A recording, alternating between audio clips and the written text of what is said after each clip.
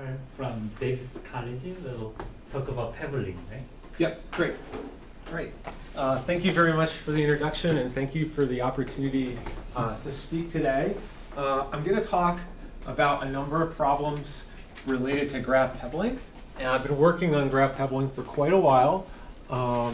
And you'll notice that there are a lot of collaborators here, and some of the collaborators are in italics. So all of the people who are in italics there are undergrad students from Davidson College. So a lot of this work has been with students at Davidson. So because that context is a little bit different, and because I'm going to be visiting here for a couple weeks, I wanted to take the first slide just to introduce myself. So I graduated from the ACO program at Georgia Tech in 2010, and that's where I met Sangil a long, long time ago. Robin Thomas was my advisor, and I'm interested in things like structural graph theory, Ramsey theory, pebbling, and sports analytics. I'm a professor at Davidson College, which is an undergraduate institution in North Carolina. It's a uniquely American sort of institution. It's a liberal arts college. It's private. It's highly competitive. So the admission rate is 14.5%. So a lot of people want to come to Davidson. And we have a famous alum, Steph Curry, from the Golden State Warriors. So a quarter of our students are varsity athletes. So they play a Division I sport. So it's a very athletic campus. It's a very small campus. Our department has about 50 computer science majors a year and about 25 math majors a year. So we've got a lot of math and computer science going on. And as I said, many of these results are with undergrad students. Another thing that I work a lot with is the AMC contest. So the American Math Contest is a national contest that helps us select students for the USA Math Olympiad. And I'm one of the co-editors-in-chief of that exam since 2015. So if you're interested in high school math contests or math outreach, please come talk to me. I'd love to talk to you about that. And if you don't like that, you might be interested in korfball. So I'm president of the United States Korfball Federation. So if you get bored, you can look online and you can find a New York Times article about korfball where I was quoted. So that's just a quick introduction. What is korfball? Korfball, it's a game, it's like basketball with some different rules. Men and women play on the same team. There's a hoop, it's 3.5 meters off the ground. You try to shoot the ball into the basket. Dutch basketball. Okay, so let's get to the math here. So what is graph pebbling? So we can think about pebbling as a combinatorial game played on some undirected graph with some initial configuration of pebbles. You can think of this as an applied problem where you're moving resources to model transportation networks, but you can see I'm waving my hands already, right? I'm more interested in this as a theoretical problem.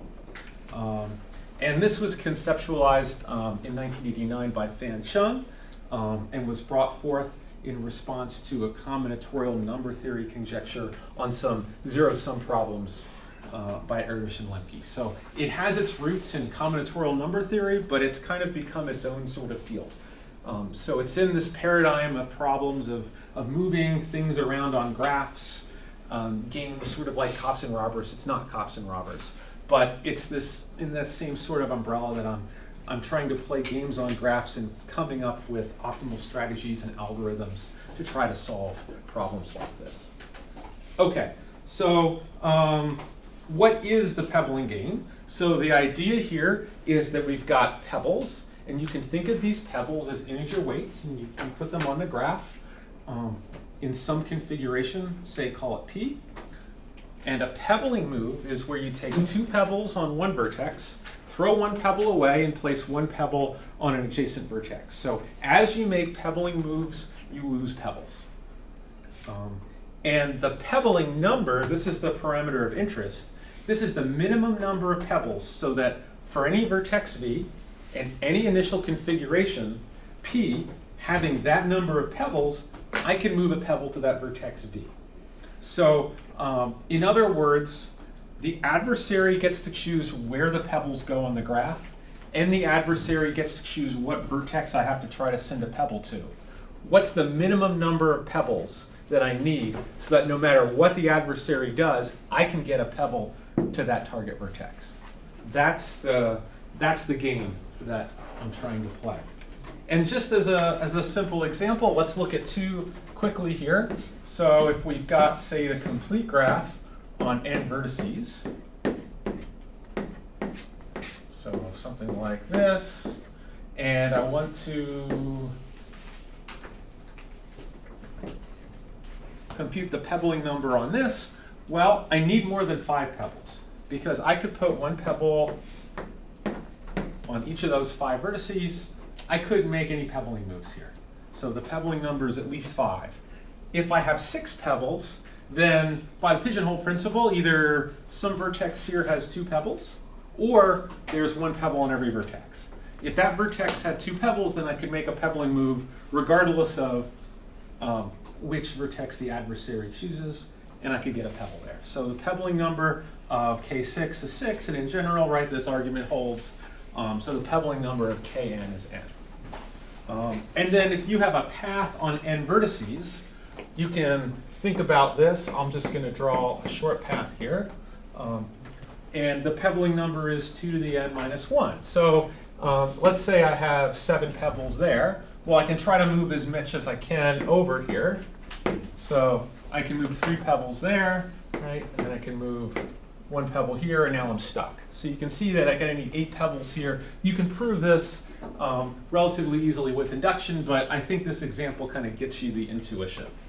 And these two examples, in fact, are the smallest and largest the pebbling number can be on n vertices. So the pebbling number is bounded by n on n vertices, and if I've got, and if I have n vertices, the biggest the pebbling number can be is 2 to the n minus 1. So these are some nice extremal examples. I know extremal is in the name of one of the groups, so I'm going to try to highlight some extremal things as we go today. I mean, you're assuming the graph is connected, right?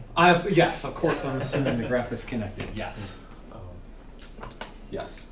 Okay, and then, so if you didn't like my drawing, here's a pictorial example drawn by one of my students, and you can see here, let me play around with this, right? You can make some pebbling moves, and those pebbling moves are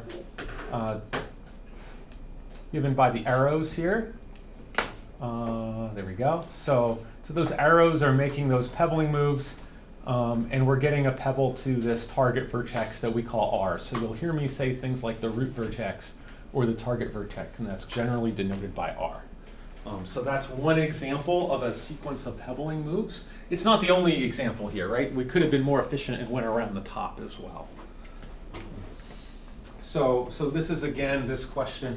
What's the smallest number of pebbles necessary to ensure that, given any initial configuration of this many pebbles, 1 pebble can be moved to any particular vertex? So that's the question that I'll be thinking about for this talk. So I just want to make it clear what the problem is, because if you don't know what the problem is, then the rest of the talk is less interesting. Okay.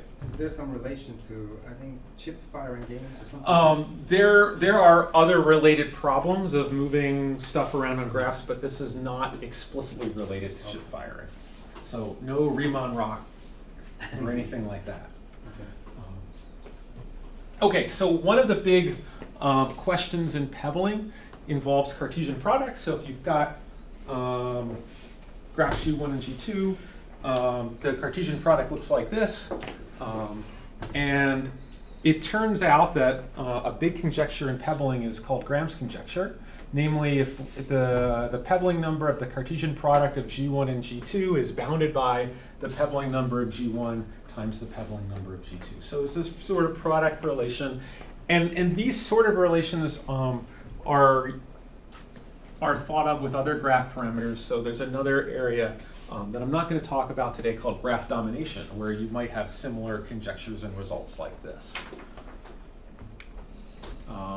So let me say a little bit more about this conjecture.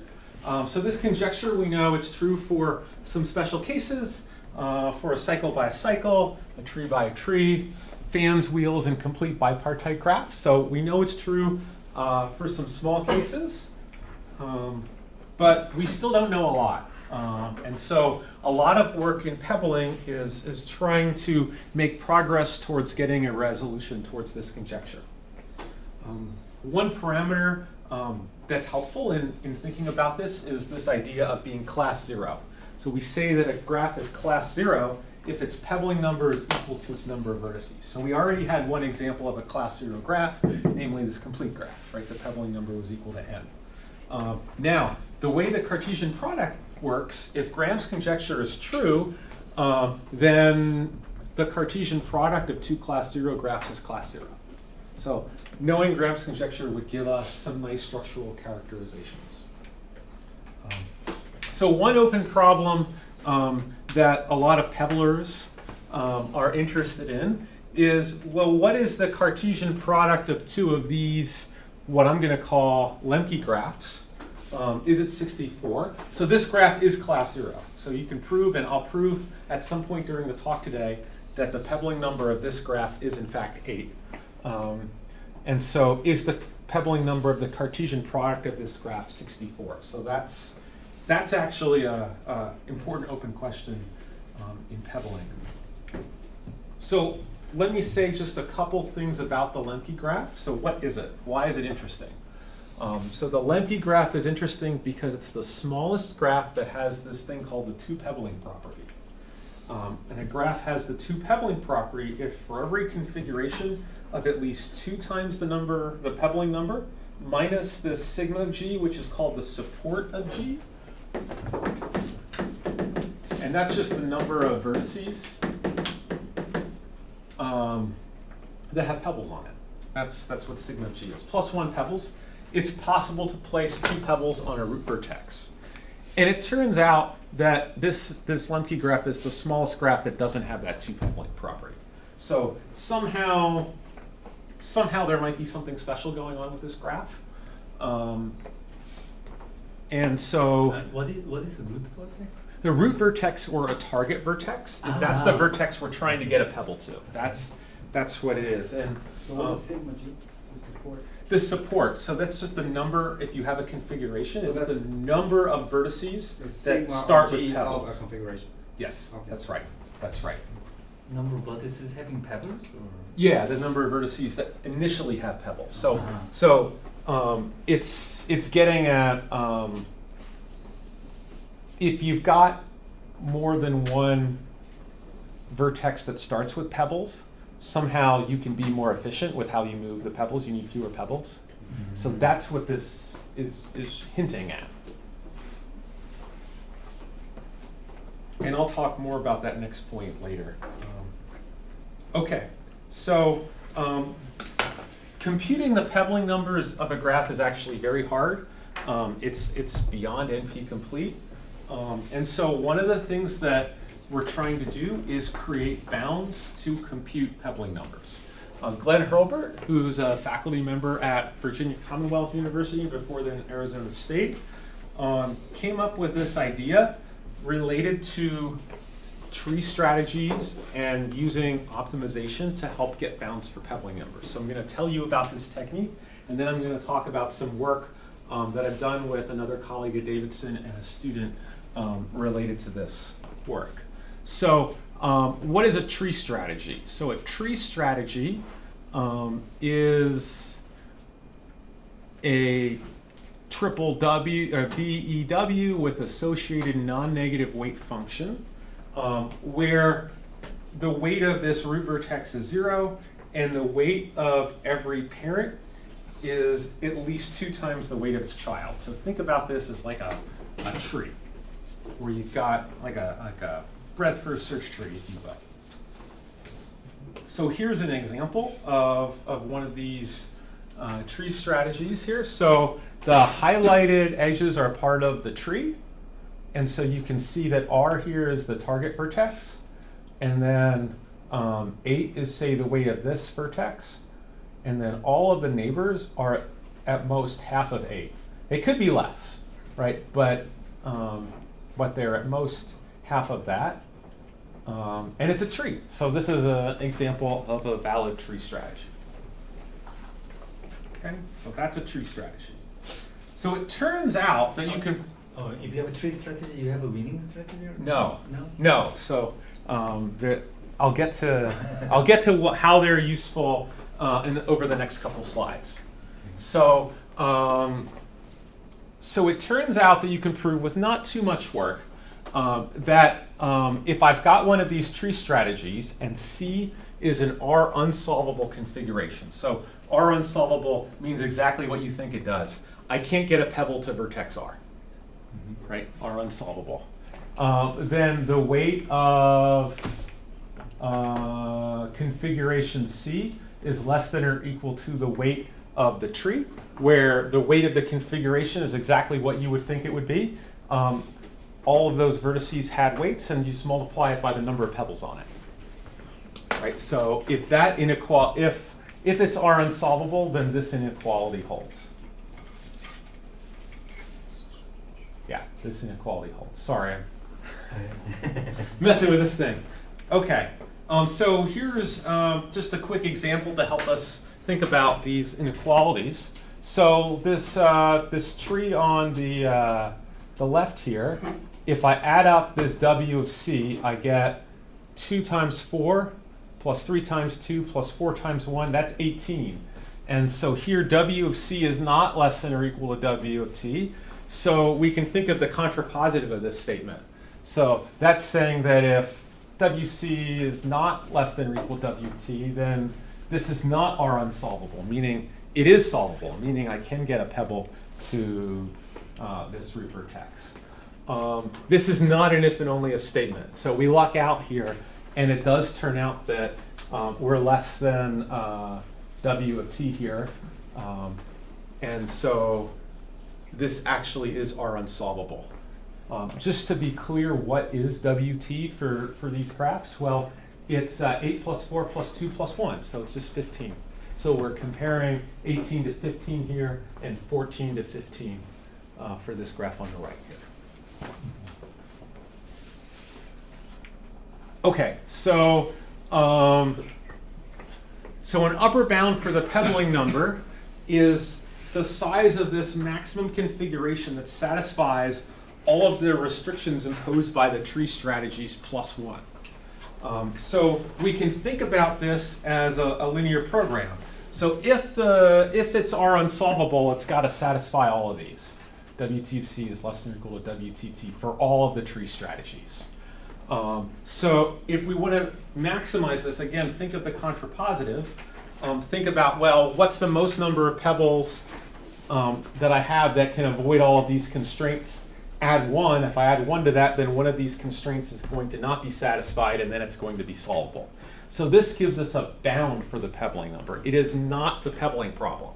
So this is not a linear program that necessarily gets the pebbling number of the graph. It's a linear program that gets a bound for the pebbling number of the graph.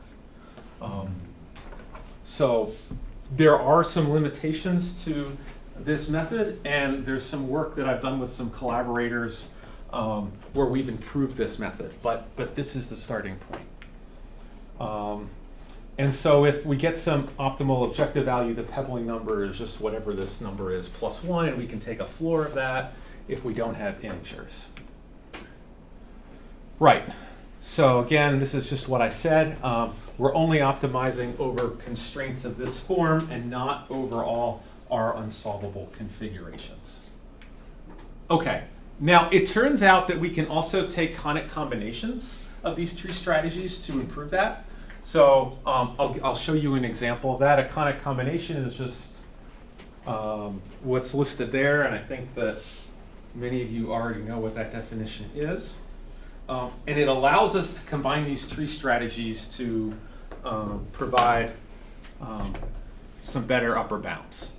So let me skip this for right now and just show you the picture, because I think the picture kind of gives you what's happening here. So here's the Peterson graph. So it's a graph theory talk, so it's got the Peterson graph in it. That's usually a good thing.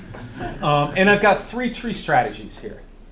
And it turns out that I can add up these tree strategies so that if you look carefully, these are all 3 valid tree strategies. And I can add up the trees here on a vertex. Sorry. You use like this. What am I? I don't know, maybe we had some weird issues. Sorry. There we go. Okay, so I'll just try to explain it here. So let's look at vertex V5. So vertex V5 has a weight of 4 on the first tree, and it's not included in both of the other trees. So the sum of its weights is 4. Look at vertex V3. Vertex V3 has weight 1 and 1 and 2. It has weight 4. And if you look carefully, all of the vertices in this graph, except for the root vertex, wind up with sum of weights of 4.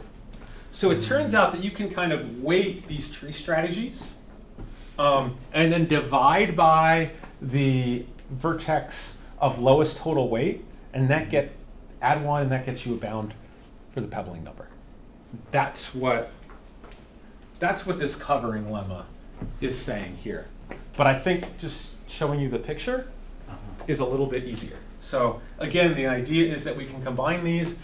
And in fact, if we don't like these weightings and we want 2 copies of this and 2 copies of this and 1 copy of that, we can do that, right? So any conic combination, that's where this conic combination comes from.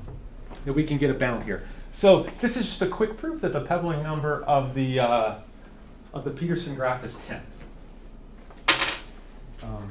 And so you can use this lemma and a linear programming approach to get some bounds for the Lemke graph. So here RR is it's an ordered tuple. If you think about that in the Cartesian product, so V1 would be kind of the representative vertex of this one here, and V8 would be the representative one there. So Hurlbert gets some bounds here for this. And what's interesting is he does this all by hand. So he actually finds these by hand. There are a couple small errors. So one question that we were trying to answer is, well, could we automate the generation of this larger set of ideal tree strategies? So is there some way to kind of automate this? And we can both check for errors and also look for more trees. So that was kind of the impetus behind this work. Like I said, in general, right, we're not necessarily guaranteed to get the exact answer. Computing these are difficult, and it's not even clear that using these tree strategies will always allow us to get the pebbling number of every graph. But this is a really hard problem. So finding the pebbling number of a graph is actually in a complexity class beyond NP-complete. So can we find a way to kind of efficiently generate some of these tree strategies to get some upper bounds on the pebbling number? And so this is where we're going to try to use some mixed integer linear programming. So we're going to create a framework to create these tree strategies with an open source, in fact, mixed integer linear programming model. So you can do this. So if you want to find the pebbling number or get bounds for the pebbling number of certain graphs, you can do this. Okay, so let me talk to you a little bit about the linear program. So here we've got decision variables for edges, and we've got edges for each of the trees. So we've got T trees, capital T trees. The Y's are going to be for the vertices, and the Z's are going to be for the weights. So those numbers that go with those vertices. So those are the decision variables. And then let me show you our optimization problem. And I have some notes here so that I know what goes with what here. So we'll start with one of the easy ones. So constraint 6. So that forces the weight of every vertex to be at least T. So just like we saw for the Peterson graph, we got the weight of every vertex to be at least 4. I can make this T be whatever I want, and I can scale all the weights. So this T is just an arbitrary choice. But that constraint forces the weight there. I need to kind of shrink my search space at least a little bit. So I'm going to bound the size of the maximum weight on a vertex to be 2 to the L minus 1. And that's this constraint 8 here. And that L here is the diameter of the graph. So you can kind of see here, right, the max pebbling number of here was 2 to the length of this minus 1. So yeah, that seems like a reasonable choice at least. And then the other 3 you can prove, and this takes a little bit of work, but you can prove that inequalities, or equality 4 and inequalities 5 and 7 guarantee that each tree strategy chosen is acyclic, connected, and rooted in R. So that takes a little bit of work to prove, but it is possible to do that. It takes about a page. So that's the tree strategy optimization problem. And this formulation isn't unique. This is what we use to help us generate the trees. Note that this just keeps going. So we run this in your favorite out-of-the-box solver like Garobi, and this tries to get us some minimization here, but it doesn't just sort of stop, right? This program is huge, right? This is exponential size if we sort of let it run. So we're just getting a bound here. So you might get some tree strategies, and they might look like this. So this is just a visualization of one of those tree strategies for the Cartesian product of the Lemke graph here. And so we have a number of these in our work here. So let me maybe draw that in a different sort of way. So this is an example of one of the tree strategies. So we were able to take Hurlbert's bound of 108 and get it down to 96 using this. So if we go back about 10 slides here, right, we had some bounds here on the Pebbling number. And remember, the adversary gets to pick whatever root they want. So the bound that Hurlbert got for the Lemke graph using tree strategies was 108. And by automating this process, we were able to get this down to 96. And we actually used 10 different symmetric tree strategies for this. This is one of those 10. And so we add those up, and you can see in the paper what those other tree strategies are, but we get this to be 96. Not only that, we also do it for all the other potential root vertices up to symmetry for the Cartesian of the Lemke graph. And you'll see that most of them, it's way lower than that. But that one at the corner is very hard to do. So that's this 96. In your LP, when you add those three strategies, Mm-hmm. do you have same coefficient, or do you also have a conic combination? Right. So that's a good question. So the way that it's coded, all those 10 weights are the same. So I suggested that maybe we could do better if we had more. And so a hack of doing that is just adding more tree strategies and doubling some of the ones. So we don't actually have it implemented so that we get this range of conic combinations, but it comes out a little bit because the more tree strategies we have, we can duplicate, and that can give us a weighting. Yep.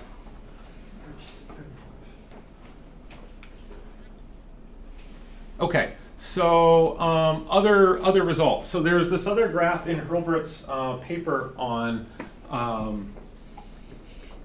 the linear programming method, and he bounds this graph here. It's called the 4th week Bruhat graph. It's got some sort of combinatorial importance, but it was sort of a medium-sized graph. And he proved that the Pebbling number of this was bounded by 72. Using what we just did, we can get it down to 66. It turns out that in a different paper with different techniques that I'll talk about later, we can actually get it down to 64, and that's the best possible because this is a graph of diameter 6. So we need at least a Pebbling number of 64 in a graph of diameter 6 because of just that path of length 6. And you can see this online framework if you're interested in trying this out. It's all on GitHub. Okay. Right. So this is a good segue into generalized weight functions and the next part of this talk. So far we've only used trees, but there are some limitations to just using trees. So what if we had other structures that we could use to improve these bounds? Well, one way to think about this is by thinking about more generalized weight functions. So here we say that a weight function is valid if and only if R is the only vertex with weight 0, again, sort of the root, and every R unsolvable configuration satisfies this inequality. That inequality looks very similar to the inequality we had before for this tree strategy. However, this there's work to do now. So we basically got this for free because of how the tree strategies work, because we went down by a factor of 2, and that factor of 2 is balanced by making a pebbling move.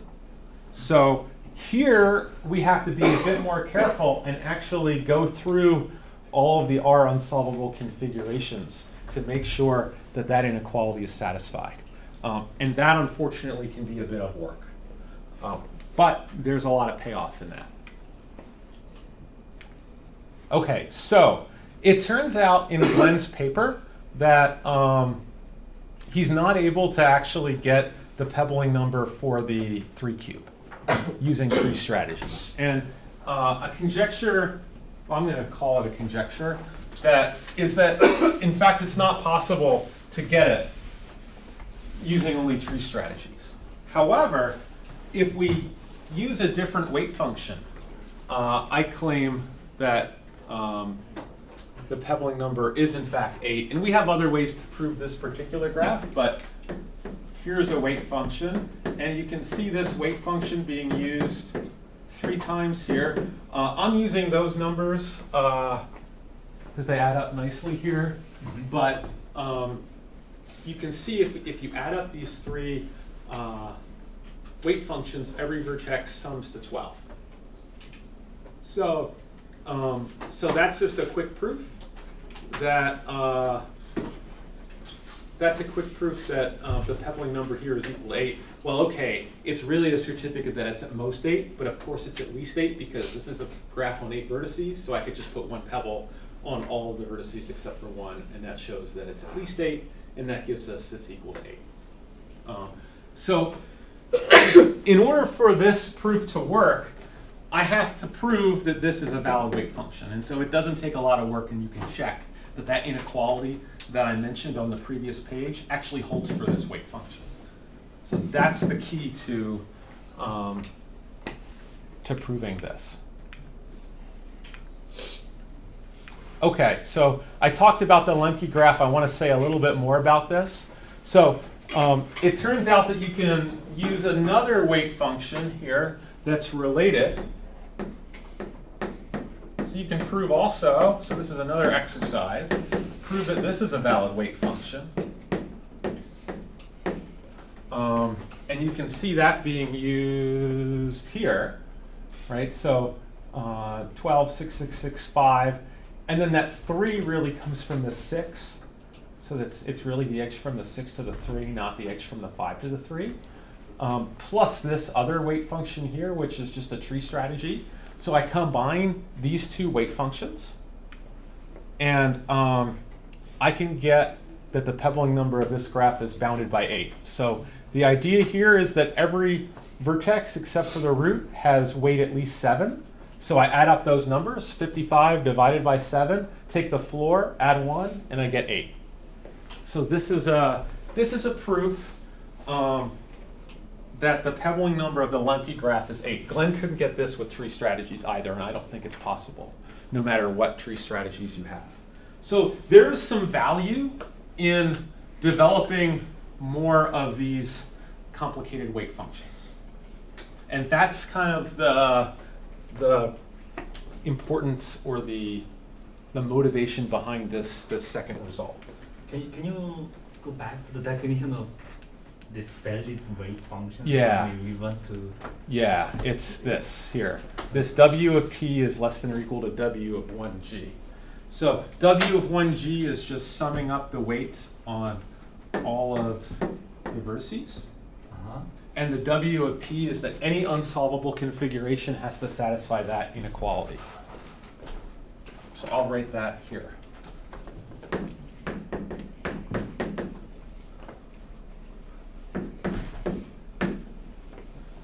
And you can see, and I'll go back a lot, of how it's related to our original thing. Here, right? So it's WC is less than or equal to WT.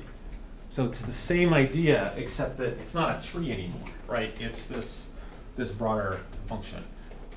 So that's the idea, and it does take some work. So what's hard about this is that you have to do a bit of case analysis to get bounds on these weight functions. And so in this 2017 paper, we construct a couple of new weight functions. So these, as well as something that kind of looks like this, where this is an even cycle. And we get some bounds improving that work of Hurlbert. So that's kind of the broad description of what we did there. And then more recently, so this happened the last year, I had an honors thesis student who needed a project. And so what we did is, along with a summer research that also extended that work, what we did was we looked at seeing if we could find new and improved weight functions. So more complicated weight functions that could help us compute the pebbling number of more complicated graphs.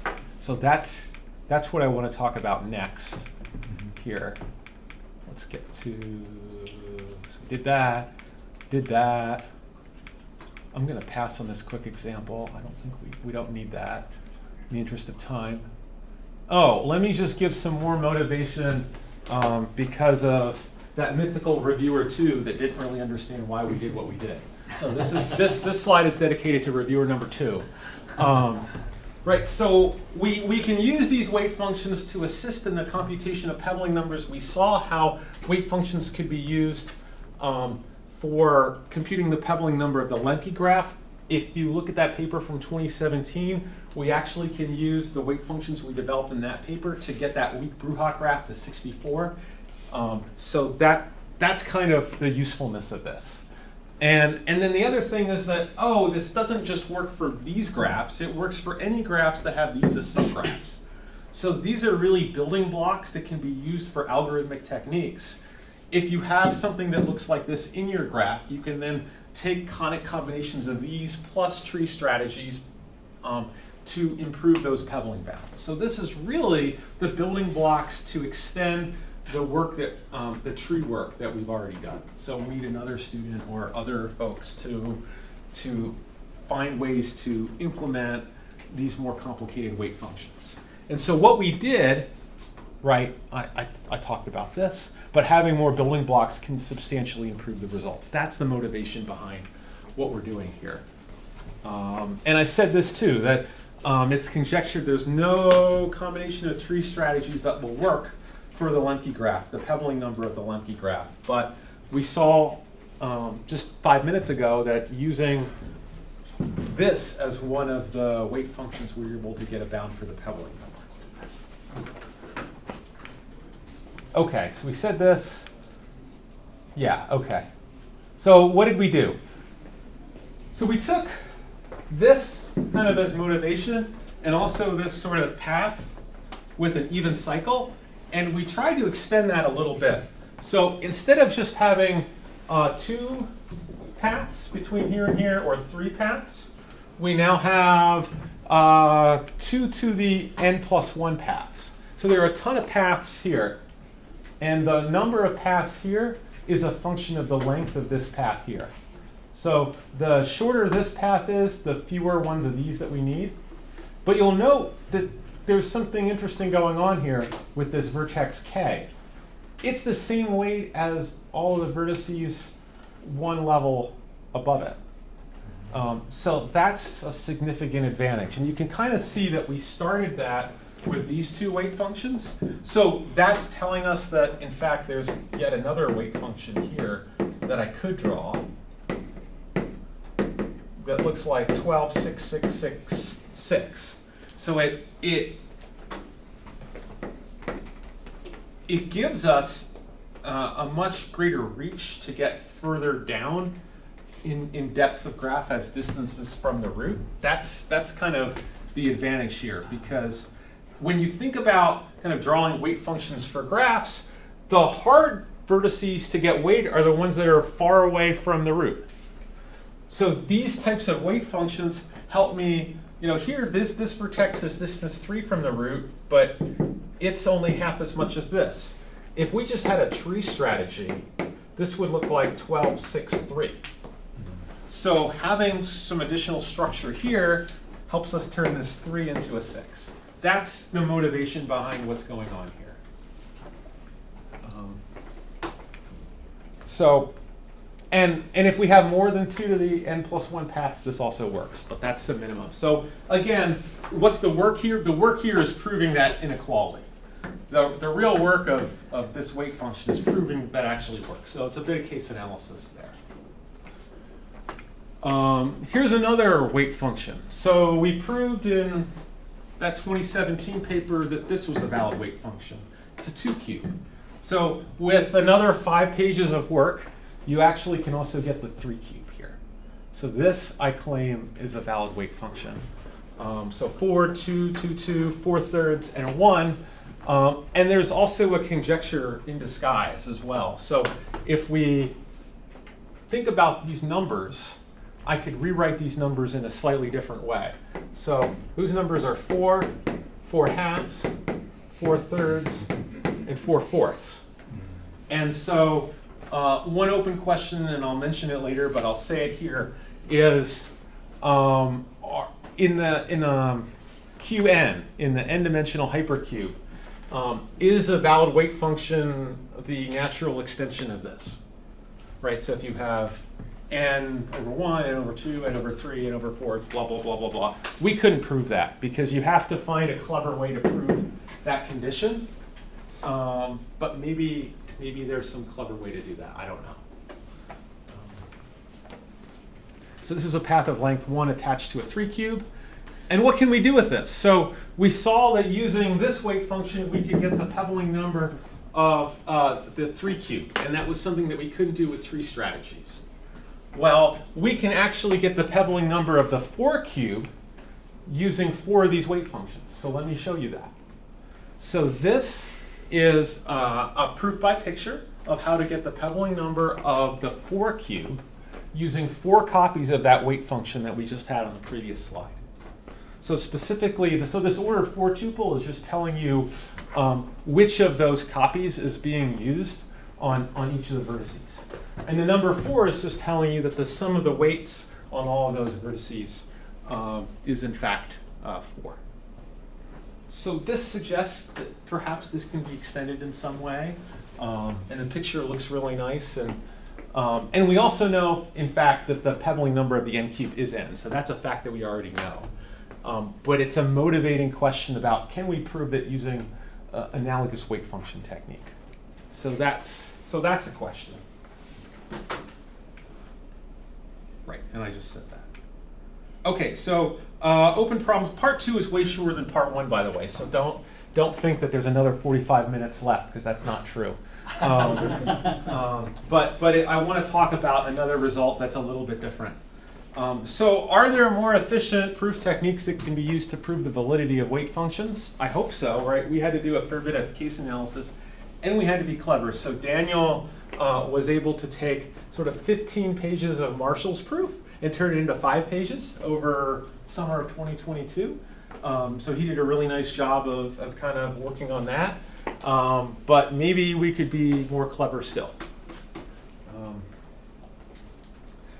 So far, we've only looked at graph pebbling. I don't have time to mention all the different variations of pebbling problems, but can we modify this weight function technique to think about questions like optimal pebbling or other types of pebbling results, or maybe even 2 pebbling? And then can we use these weight functions to improve the bound of the pebbling number of this L Cartesian product L? So that's a question, right? Can we do better than that? And so what would we need for that? We would need a program that could find some of these structures, combine those structures together with maybe some tree strategies to obtain improvements from just using trees. So that's kind of the part 1 here. Okay. So let's talk about part 2, and it's related. It's actually the second part of this weight function paper from 2017, and it's a bit of an extremal problem. So again, I want to at least talk a little bit about an extremal problem here. So as I mentioned before, a graph is class 0 if its pebbling number is equal to its number of vertices, and if Graham's conjecture is true, the Cartesian product of 2 class 0 graphs is also class 0. It turns out that Graham's conjecture holds for graphs sufficiently dense, so if the minimum degree is at least sufficiently large, then you can prove that this Cartesian product is class 0. So that's a result from maybe the late 90s. But the stream of work that I'm interested in is this question of what's the minimum size of a class 0 graph? So what's the minimum number of edges that I need for a graph to be class 0? Because, well, if I use all the edges, I erased it, but if I use all the edges, the graph is class 0, complete graph. But what's the minimum number of edges that I need for a graph to be class 0? There's a result of Blasiak et al. That proves that every class 0 graph has at least 3n over 2 edges. But does there actually exist such a class 0 graph, or do all class 0 graphs require more edges? So that's the question here. So what can we say about these sort of class 0 graphs? So let's see if people are paying attention. Is this graph class 0? I'll give a minute to people think about it.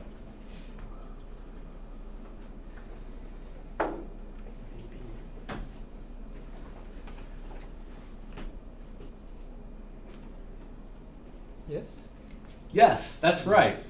Yeah, it is class 0. Yeah. So the Pebbling number of this graph is 5, and it takes a little bit of work to see that, but yeah, the Pebbling number is 5. Is it because of distance, diameter? It's sort of a motivation. I mean, you still have to do the case checking here. Oh, because the adversary assigned the initial configuration. That's right. That's right. So it's not obvious, but you can kind of think, if you think about the cases a little bit, you can kind of see that that's true. You could probably even do a weight function argument for this as well. Okay, what about this graph? How many vertices? More than 5.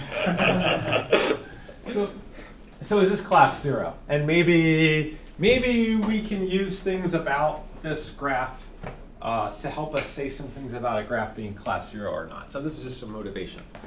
So this is an example of a generalized Peterson graph. So note that every vertex has degree 3 except for that hub vertex in the middle. Oops.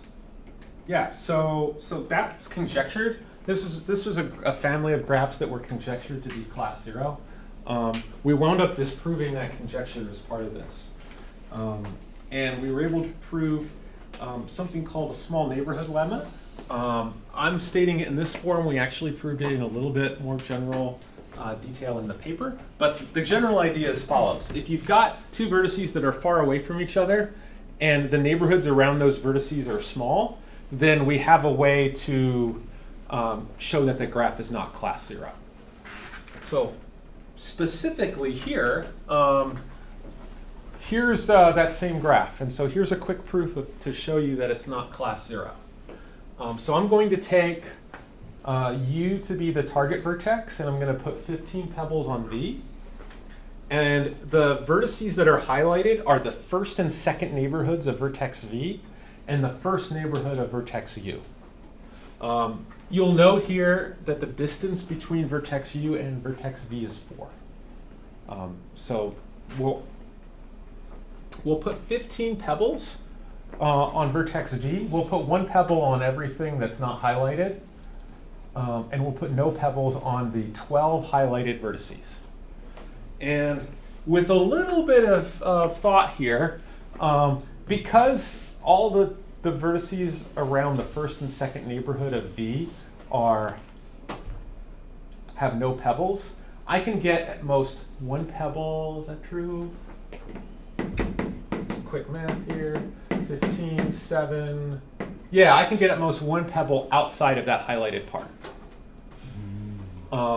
And so then I can at most kind of combine that with one of the pebbles of everything else, and then I get stuck to one of the highlighted parts that's close to U, and then I can't move anymore. So this is a quick proof to show that, in fact, this graph is not class 0. So let me tell you about some new bounds. Maybe they're not so new anymore, but they were new at one point. About graphs of diameter 2 and 3. So it turns out that if we have a class 0 graph with diameter at least 3, then we need at least 5n over 3 minus 11/3 edges. So that beats this 3n over 2 conjecture. So the conjecture was, well, maybe it's like 3n over 2. It turns out that we can improve that to 5n over 3 minus a little bit. And furthermore, if the graph is diameter 2, we need, I think that's wrong. I think it should be greater than or equal to 2n minus 5. And the cases where equality holds can be described. So in fact, you can get that, you can do this for graphs with no cut vertex, which implies the graph is class 0. In fact, if the diameter is 2, you need even more edges here for it to be class 0. So 2n minus 5. And in the last couple minutes here, let me just briefly talk about some aspects of the diameter 3 proof. And we use discharging to do this. So a structural graph theory technique here to make an averaging argument. So a little bit of discharging, which I think is something that people know about in this room. So that's good. Okay. So G is an n-vertex class 0 graph with diameter at least 3. Then the bound is this. So if the min degree is 4, we're done, because then the average degree is at least 2, which is bigger than 5n over 3. So we only have to deal with 2 cases, namely when the min degree is 2 and the min degree is 3. And just for the purposes of the next couple minutes, we'll talk about the case when the min degree is 2. So how does this work? So we'll just let the charge here be the degree of vertex v. And this kind of makes sense if we think about, well, what problem are we trying to solve? We're trying to solve the problem where we're counting the number of edges. And discharging, at its heart, is really an averaging argument. And so we're really just finding a clever way to make an averaging argument. That's what we're doing with discharging. We've got 2 discharging rules here. And the rules are based on how far away every vertex is from the root vertex. So n sub k is the set of vertices that are distance k from the root or target vertex. And then we find clever ways to bound the number of vertices from that target vertex, either by using the small neighborhood lemma or by making some arguments here. So we have 2 discharging rules. Each vertex v in n2 takes charge 1 from some neighbor in n1. If the degree of v is 2, then v also takes charge 1/3 from its other neighbor. Discharging rule 2 says that each vertex v in n3 plus, so that's just distance 3 or more, with degree of v equal 4, takes charge 1/3 from each neighbor u with degree of u is greater than or equal to 3. And so after discharging, the goal is that almost all vertices should have charge at least 10/3. Almost all because, right, I have that fudge factor of negative 11/3, and 10/3 divided by 2 is 5/3. Okay, so then you can do some case analysis, and I'm not going to go into this in too much detail because, well, we're almost done with the talk, but I just want to kind of show you the case analysis so we can condition on the degree of individual vertices. If the degree is at least 5, it's pretty straightforward. If the degree is at least 3, we can do some work to bound the number of vertices in the second neighborhood. And again, we can make sort of an algebraic argument here. We have to do some more structural work for the next 2 cases. So if the degree of v is 2 and v is in n2, we can bound the number of 2 vertices in n2. A 2 vertex here is just a vertex of degree 2, and a 2 neighbor is a neighbor that's also in n2. That's what that notation means. But essentially, we're trying to limit the number of vertices whose charge is not 10/3.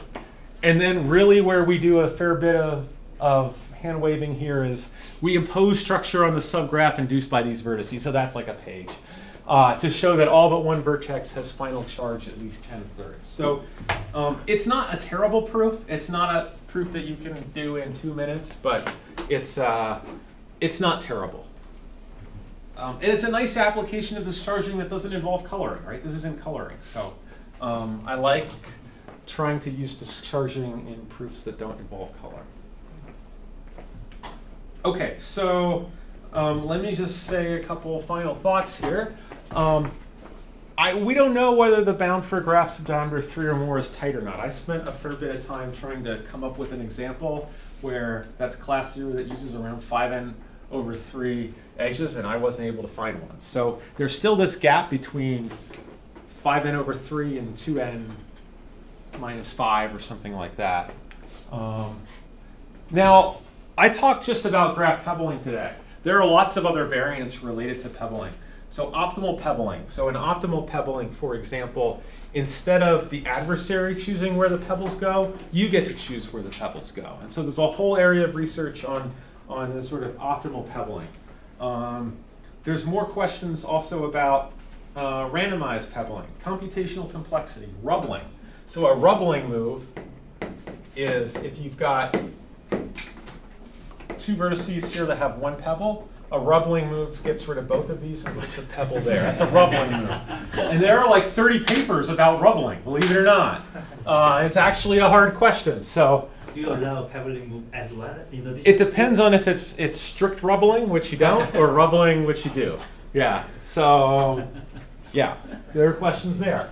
So and a lot of these projects are accessible to undergrads, right? There's not a ton of background that you need to do that. And in my context, as a faculty member at Davidson, that's really important because it helps me get people started in the research process at a relatively early stage.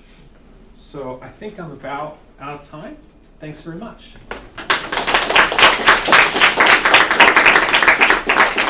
Thank you. Any questions? The Graham's conjecture is solved for every pair of graphs. For series parallel graphs? No, so what I mean is the Graham's conjecture, which is The Graham's conjecture, yeah. that is solved for, so it cannot be improved for any pair of 2 graphs.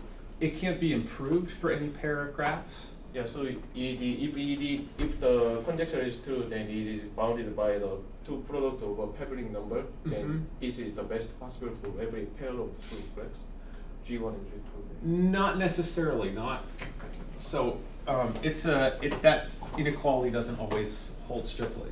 Yeah, and typically that would be more the case for graphs that kind of like the Bruhat graph, that it has 24 vertices, but its pebbling number is 64. So if you took the Cartesian product of 2 of those, the pebbling number is probably not going to be exactly a tight bound there. Yes, so 2 questions about the same things. So that Graham's conjecture, what about, can you show that it's big O of the product of those? I mean, I think there's a, right, so there's a result of Kenter and Asplund that says I think it's bounded by a factor of 2. And then there's another paper that slightly improves that, but I haven't looked at that one carefully. And so then the Bruhat graph, what was the result of that? I just saw that. Oh, yeah, so Hurlbert used that as a sort of a proof of concept graph for the weight function method, or for the tree strategy. So you don't know method. the pebbling number? We do, it's 64. You do? It's 64. And so do you know for all the Bruhat graphs? I don't know off the top of my head. Right, he used that specific graph, he bounded it to 72. With the automated tree strategies, we got it down to 66, using only tree strategy. With the more complicated weight functions, it's possible to get it to be 64. The graph is diameter 6, so it needs at least 64 pebbles. Or for higher orders, I mean, it'd be 5. I don't know those graphs. So I mean, it's the graph of the permutation, right? that's right. We haven't worked on that. I see, because, and you said it's known for the cube, for all the cubes. Yeah, for all the cubes. It's So those are nice symmetric cube Right. graphs coming from the graph of a polytope, so are these Bruhat graphs. So maybe there's some nice way to use the symmetries of this. That's a good graph, idea. right? Yeah. That's a good idea. Yeah, but that's just something that no one, to my knowledge, has thought about explicitly. So with these tree strategies, so if you get a bound this way, is it true that for every configuration and every choice of root vertex, there exists a subtree where you can perform the pebbling on the subtree? If you get the bound from the tree strategies. Like, because it seems that that's where the argument comes. It seems like, Yeah. I think so. I haven't thought about it in that way, Yeah. but I think so. Yeah, because there are some particular pebbling sequences which don't go. Work. So we have proof of that. So I think the answer is yes. So Yeah. for a couple of the graphs, I think you mentioned that it was conjectured that there was no proof via tree strategies. Right. Are there graphs where it's known that there's no proof No. via tree strategies? No. So and I would be interested in knowing about any such graph. Okay, that's Yes, interesting. that's Okay, something that. Because I wonder, it sounds like then it would be equivalent to saying that, so the conjecture would be sort of that there is some graph where these numbers diverge, whether you can restrict to the subtree first after you have the target. That's right. No. That's Okay. right. Yeah, and that's sort of a numerical question that I asked Dominic about. Like, is there a way to easily do that? Because we want to know, like, what are the limitations of just looking at trees? And you know, we're pretty confident that you can't do it with trees, but I think Constructions, or are those just the best ones? we have the constructions for all of the ones that are exactly 2n minus 5, Oh. and there is an infinite family of those. There are 2 infinite families. Mhm. And a couple others, and there are these. I brought the paper, Ooh. so it's in the paper.